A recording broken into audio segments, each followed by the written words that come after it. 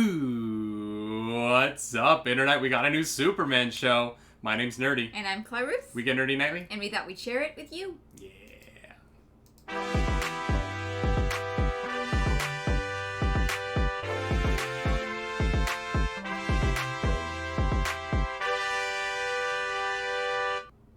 That is right. Welcome back to another spoiler chat here on our channel, The Nerdy Nightly. Spoilers. Spoilers. Wakanda forever. Spoilers. Red flag. Also Wonder Woman. Yeah. Mm-hmm. It's a lot of... Okay. Except, like, Black Panther is, like, towards the chest, and Wonder Woman is, like, towards each other. Right? That's true. That's the true. difference. That's how we'll differentiate as nerds. But none of those characters are in this or even involved in this universe. The Arrowverse has not yet introduced any form of Wonder Woman, which is unsurprising, considering that character's place in the film universe, the importance to the film universe. Although we are starting to see Batman appear more and more in TV, so it might only be a matter of time before they introduce Themyscira. But we're here one day. We're here to talk about Superman and Lois. Stop getting me excited about other superheroes. What do you think of the pilot? Overall, I thought it was pretty good. Mm-hmm. Yeah, I wasn't blown away by it, but I was blown away by parts of it. Here's the thing: the effects were pretty incredible. Yeah. How they managed to make things look this good on a TV budget is very impressive. Hats off to you. Seriously. I don't think there were any effects moments where I was like, eh.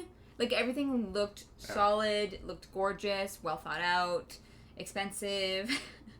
There were a couple of times when Superman, when he wasn't flying, but when he was, like, hovering, where, as a performer, I could tell where the strings were. Yeah. Just because I've worn those harnesses. Yeah. And I was like, okay, I see what kind of harness they had you in. Yeah, I see how you did that. Yeah. But I felt the same way about WandaVision last week or 2 weeks ago when Wanda and Vision both flew at the same time. In the house, and I'm like, I've worn that harness. That one's really uncomfortable. Yeah. But the effects look incredible. The moment where Clark lands and runs into the house. This is spoiler chat. So when he finds out that Martha Kent, his mom, is dying. That shot of the flying into frame and then the landing behind the barn and then the running, that was a particularly beautiful shot. I thought that handled really well. That one stood out to me, as well as after he lands, he fixes the nuclear plant and then lands. And just because of the lights behind him and the cape, like, he stood out. The color. So, like, it was so vibrant and clear that I really did enjoy that visual effect. It took me a while to realize it, but there was a color thing going on in this episode where Smallville is desaturated, but colors pop when they're anywhere else. And it took me a minute because I was like, why? It was weird a couple of times when he was in Superman mode, and there was so much color, and it was nighttime, and then it would be the middle of the day in Smallville, and everything was brown. Yeah. And I was like, why? And then I was like, oh, okay, Smallville is brown.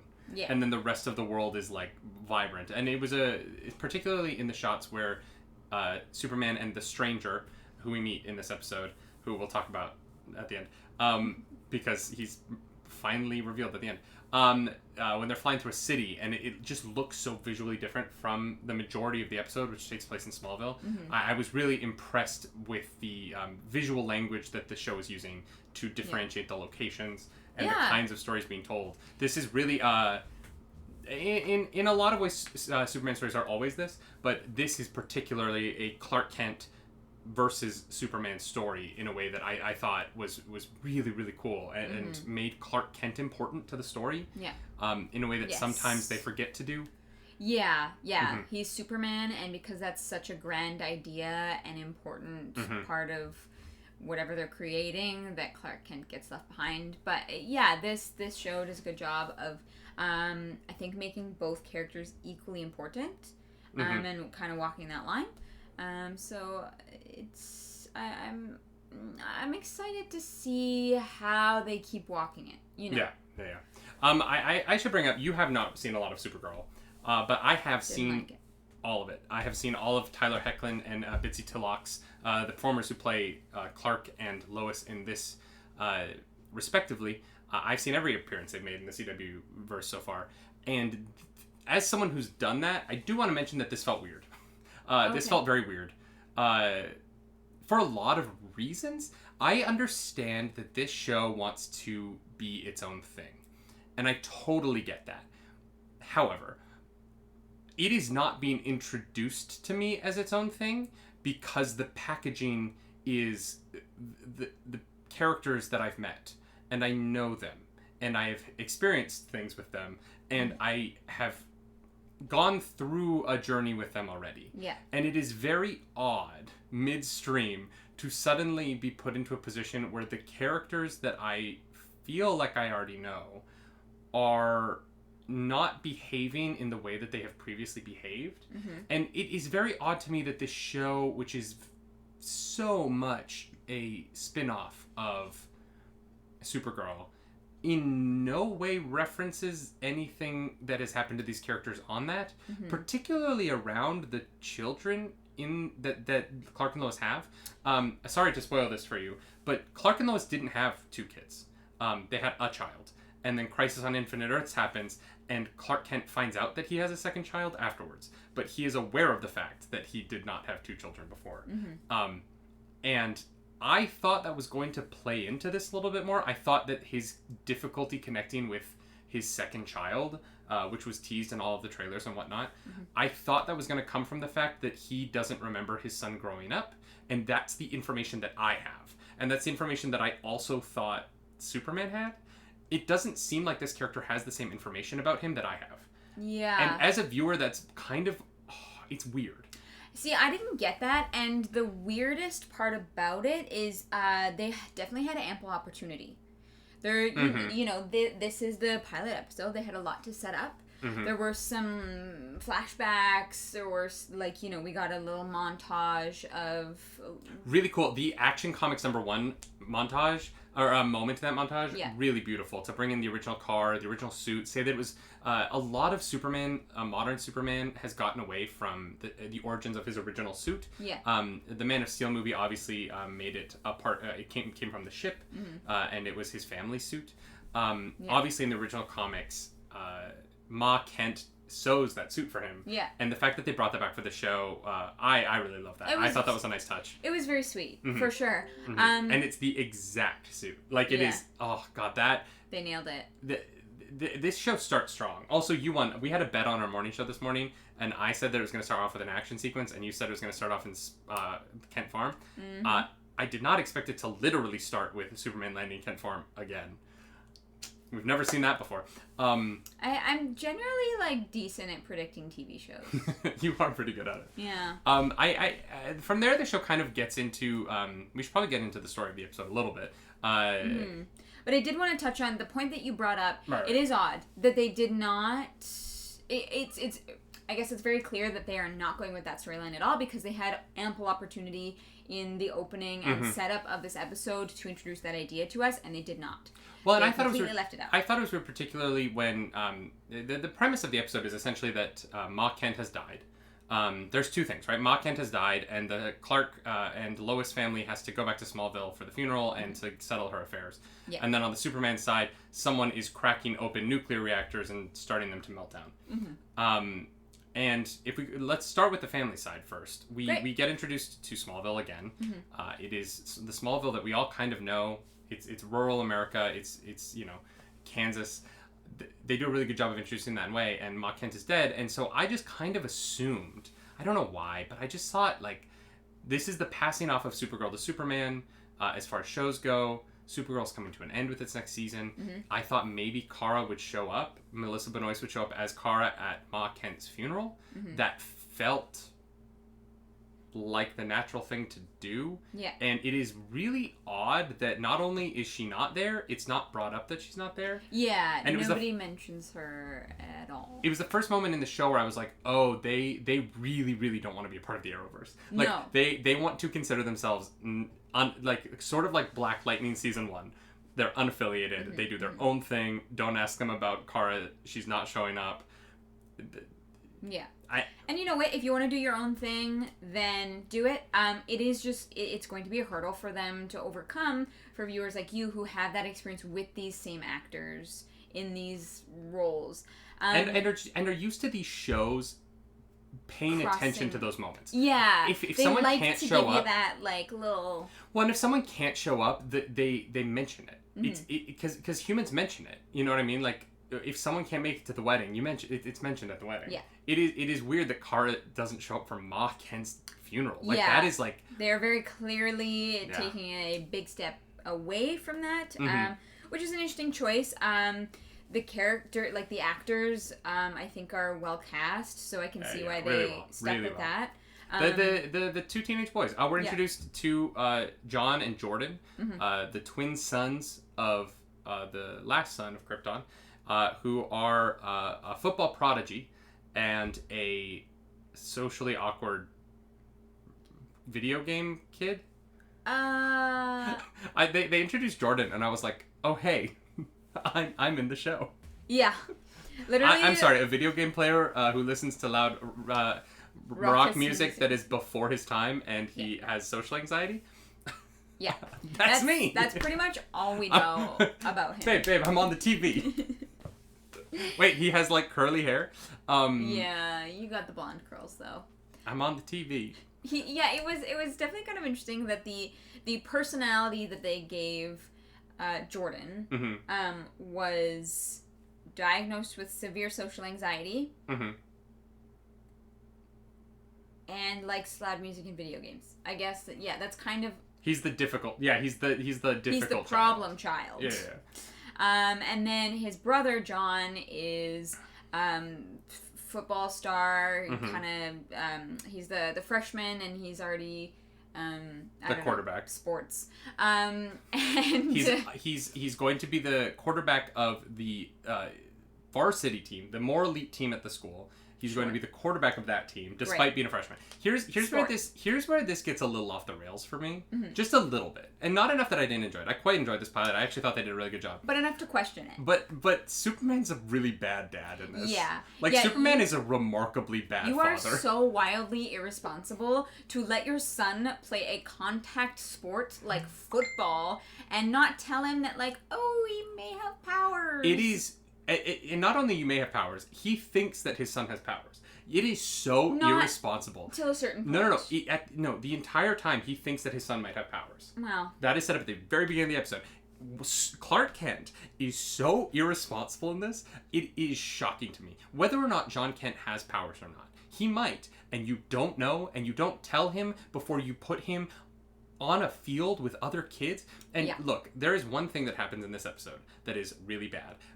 The fire at the party blows up and children are almost injured. Yeah. They're only not injured because plot. Because luck. But here's the reason. Here's the thing. If a child had died at that party, it is Superman's fault. 100% Superman's fault because he didn't tell his children that they might have superpowers. Yeah. And when we're watching the trailers, and I was like, the one problem I have with this is Superman hid this from his kids. Yeah. It is so irresponsible. And Lois is like, hey, honey, maybe you should tell them. And he's like, no. The whole time she's like, hey, we should probably tell our kids. Isn't it more dangerous for them to not know? Lois, the problem with this is, Lois is so right. I know. Every single time, you're like, yeah, tell your kids. The moral of the story is listen to your wife. Do you know how easy it would be for someone who doesn't know they have superpowers to kill somebody in a football game? Do you know how... Do you know how scarred your child would be if they accidentally murdered another child on a football field in front of an audience? It's so irresponsible. Yeah. So much so that it happens.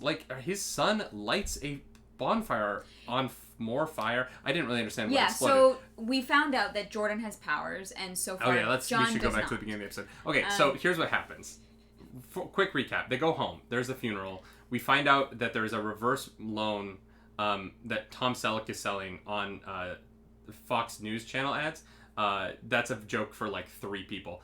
But those 3 people, we see you. Those 3 people. The people who watch our show and also are Fox News viewers. Very confusing. That is a confusing Venn diagram. So there's this whole question about the farm. Then the kids, the two sons meet up with Lana Langs. Very cool to see Lana. Very well played by that actress. I recognize her, but I can't remember what it's from. They meet up with her daughter, who they spent a summer with a long time ago, and I guess both have crushes on. I guess I don't really know. I don't think John really has a crush on her. He probably is like, yeah, she's hot, but like, he doesn't. John wants to get it, and you know what? He can't, because she wants that. She wants that emo boy because he also does prescription medic. He also has prescription meds like she does. You know, you find the little things to bond over. Do you remember a time in your life where you were like, I spent a summer with that boy, so let me take him to a high school party and immediately tell him about the time I almost committed suicide? Yeah, that got like. I was like, oh wow, really dark, really fast. And I don't want to laugh because it's serious, but like, it was just like. Well, no, so like these kids are 14. They're supposed to be 14. They're supposed to be 14. They look 20. Yeah. Every single one of them. It's weird and slightly off-putting, and I have to constantly remind myself that they're 14 because they make really like dumb choices, and I'm like, what the hell are you doing? And then I'm like, okay, they're basically preteen, like they're budding teenagers, and I have to like kind of remind myself of that fact because they do not look it. Like John has shoulders and pectoral muscles. He's also the son of Superman and probably has superpowers. Also, his eyes, very nice. So then they, at the funeral, the kids are trying to get Wi-Fi because it's Smallville, and they go out to the barn to fix the router. They've been told not to go to the barn because it's dangerous. Spoilers, there's a alien ship there. In the barn? Yeah. Oh, right. Yeah, because Superman. So they go back into the barn twice. So they do go back into the barn twice. Oh, right. But Jordan wants to set the router, the Wi-Fi router that is 40 feet in the air. Yeah, I don't know. Despite the fact who that installed it. It's also in the barn, which means that Ma Kent only has Wi-Fi in the barn, unless they have magic routers in Smallville that can go. There is no reason. There is not one reason that I can possibly think of why your router would be on the roof of the barn. It doesn't. It doesn't. Like 30 feet in the air. That was baffling. That was truly. That was like. We need something to happen to Jordan. What is the most sensible way we can make that happen? And then let's do the opposite. Yeah. It was a choice. And Ma Ken is like 70. Yeah. And you're telling me if her Wi-Fi went out, she climbed that ladder? Yeah. No, I don't think so. I call some. Whoever installed this is the most irresponsible human. Unless the person knew that Superman could fly and was like, you know what, Clark can fly. This is. No. Terrible idea. What is Clark supposed to come by every time she needs her Wi-Fi router reset? Hey, Clark. Well, everyone has the Zippo lighters to call him. Yeah. I know it's. I get it. The watches are dumb, but the watches are at least aesthetic. The Zippos are a little weird. Yeah. Like, they can't just text him? Does he not have a phone? Maybe he's, like, anti-cell phone. Maybe. And, like, he doesn't have pockets, so I guess we're... No, he's not anti-cell phone. He had a phone call with his mom. Yeah, oh, yeah. I don't know. It's a choice. And then, obviously, Jordan falls. Sorry, we're doing a really bad job of explaining the plot of the episode, and that's mostly my fault. Well, if they're here, they've seen the episode. That's true. You know what I mean? That's true. Jordan falls. All the beams fall on him. And then they're fine. And despite the fact that there's like 40 people at this party, Clark runs in there, throws a giant beam off of his kids. Yeah. Gets the rest of the beams off of them, and no one is like, hey, that guy might be Superman. Yeah, nobody says anything. Here's the thing. We don't see him remove the rest of the beams. There is a chance... No, because Jordan says, how did he get them off us so fast? Like, that is a line later. The 2 scenes later, Jordan literally says, how did he get them off us so fast? The first one. Because, the first one he literally threw off, and then he didn't touch any others, so you could maybe think that he waited until he had help to move the other. But, yeah, it's weird. I feel like I'm I feel like I'm, like, complaining too much. Because I do like this episode. There are just a couple of things about the family stuff that don't work for me. Yeah. Clark is too irresponsible a dad. Yeah. I like the Sons. I thought I wasn't gonna like the Sons. I actually like them. They're the highlight of the show to me. For sure.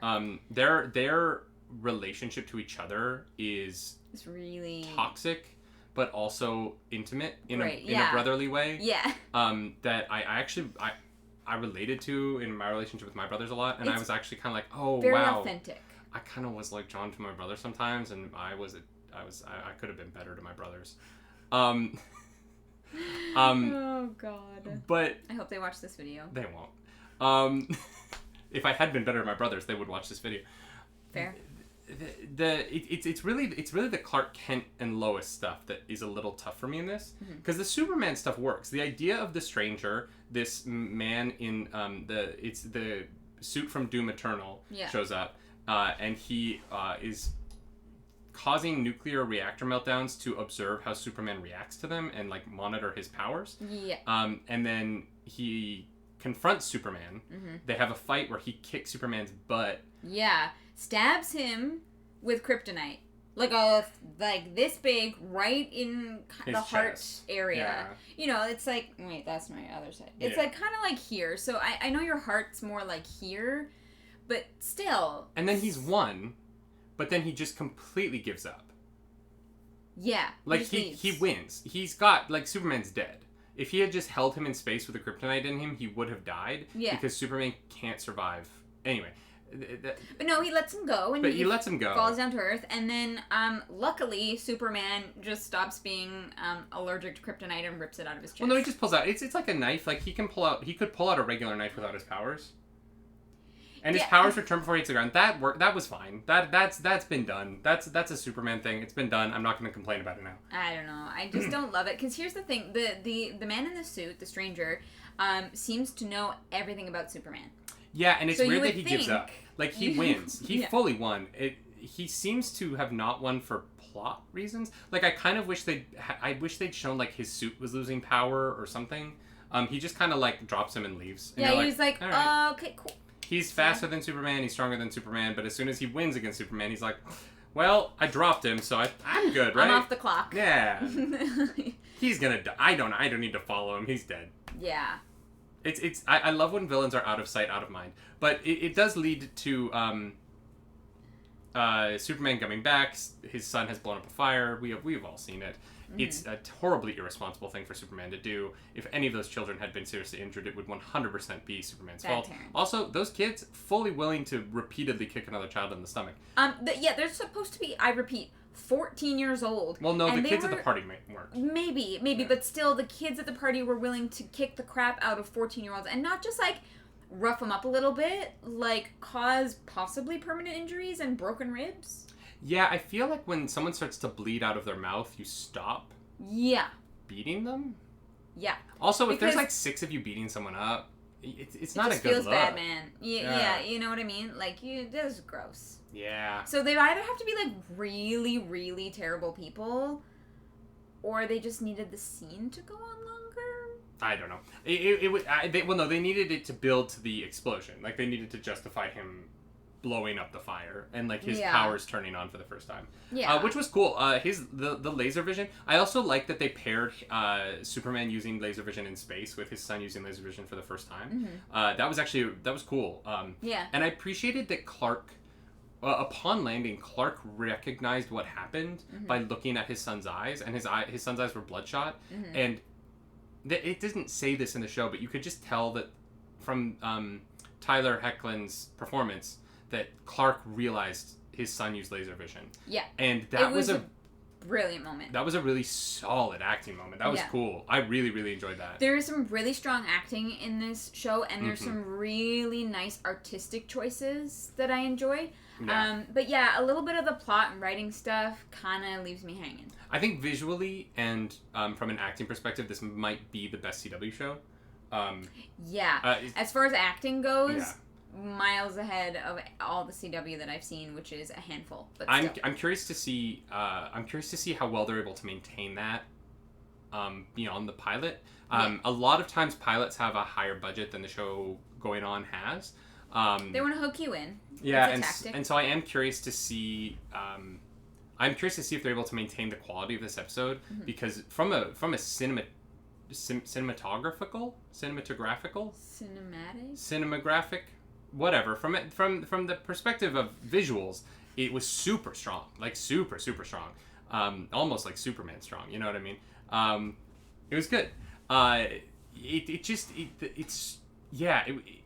The premise is just tough. The premise of Superman is so irresponsible that he puts children's lives in danger is such a it's weird. Yeah, it's weird to get through it. Like he's an adult, and some of his choices are not adult. Mm-hmm. And then I just want to say again, as an Arrowverse watcher, this feels odd. Yeah.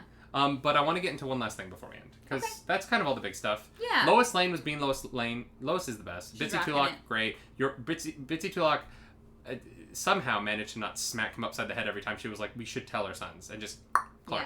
Yeah. She's gonna figure out that loan. Oh yeah. She's gonna take down Morgan Edge, and I can't wait. That's gonna be fun. So this episode ends with another big question for people who are fans of the Arrowverse, with the guy from Doom Eternal going back to his spaceship, and it's just I know. If it was just slightly more green, it would be literally the character from Doom Eternal. He goes back to his spaceship and he takes off his helmet, and the AI goes like, "Welcome back, Captain Luthor," or like they have a conversation about upgrading his suit and finding more kryptonite, and I'm like, you anyway. Yeah. You okay. And she's like, "It will be done, Captain Luthor," and it sounds like Luthor, like Luther, like the Luthor family. But Lex Luthor has already been portrayed in the Arrowverse by John Cryer, and he's not black. We see the back of this guy's head. He's very clearly a tall black man. The actor who's playing this part has publicly said that he's playing this part. And so the question becomes, who is he? And where is he from? And not a clue. Is John... Because we have not seen... I think I'm right about this, but I might be wrong. We have not seen John Cryer's Lex Luthor since Crisis on Infinite Earths. And we know that in Crisis, there's one version of everybody now. Since post-Crisis, there is a single version of every single person. So is John Cryer's Lex Luthor wiped from existence?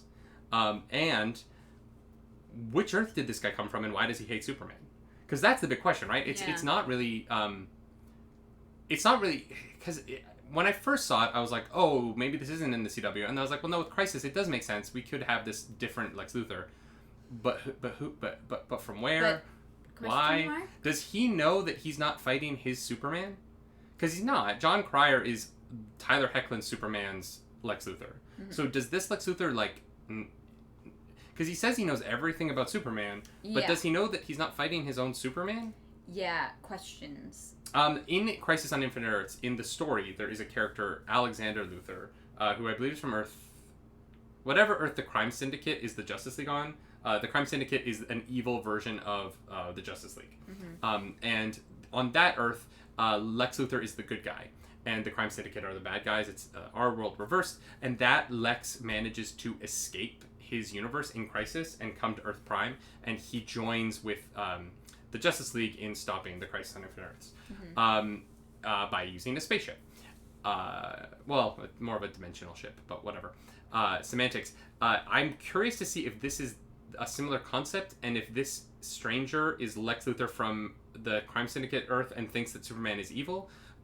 But if so, I feel like he could look around really quickly and find out he's not, so that doesn't hold up super well. Also, I don't know if this show is going to end with, like, and then Lex and Superman held hands and they kumbaya-ed. No, it's not the vibe of the show, for sure.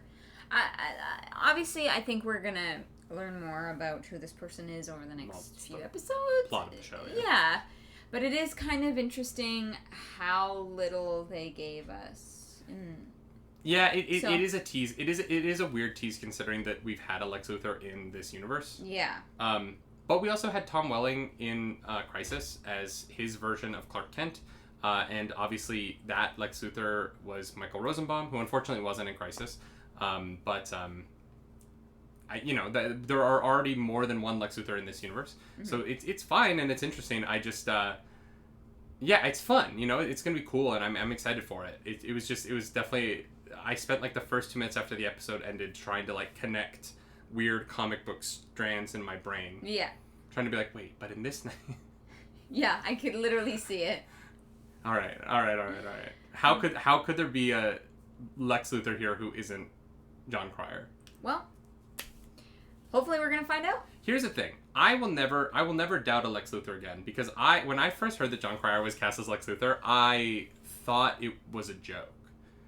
Because, I only knew him as Alan from 2.5 Men, and I was just like, no.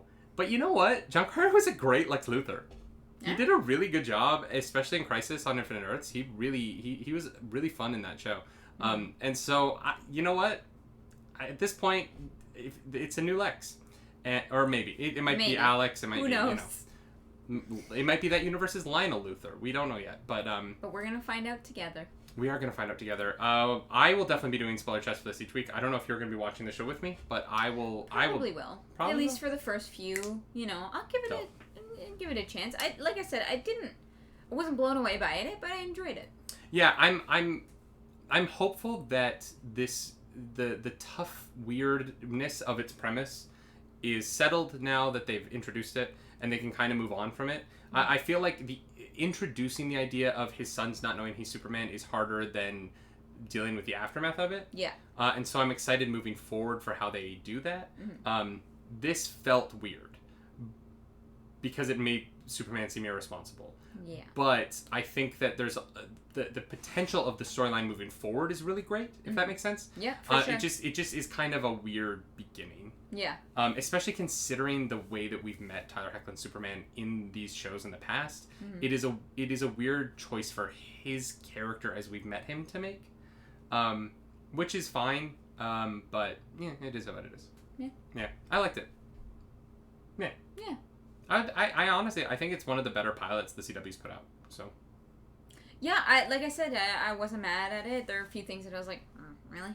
But overall, pretty solid. And that's our spoiler chat. We didn't really do it in order. We don't do these in order. We just kind of talk about these things how we want to talk about them. Yeah. But people watch it. So, if you like it, watch it. If you don't like it, please dislike the video and comment. Comment multiple times. Comment individual comments for everything you didn't like about this video. Yeah. We would appreciate it because the algorithm would be like, hey. People are engaging with this content. People are mad at these people. Let's show it to more people so that more people are mad at these people because social media loves to cancel people. It's a vicious cycle. And on that note, come follow us on Twitch. I'm over at twitch.tv/nerdynightly. And I'm over at twitch.tv/ClarisToCards. We stream the video games over there as well as the nightly morning show over at twitch.tv/nerdynightly. That was one final plug before I say my name's Nerdy. And I'm Clarus. Do something nerdy tonight. Bye-bye. Bye.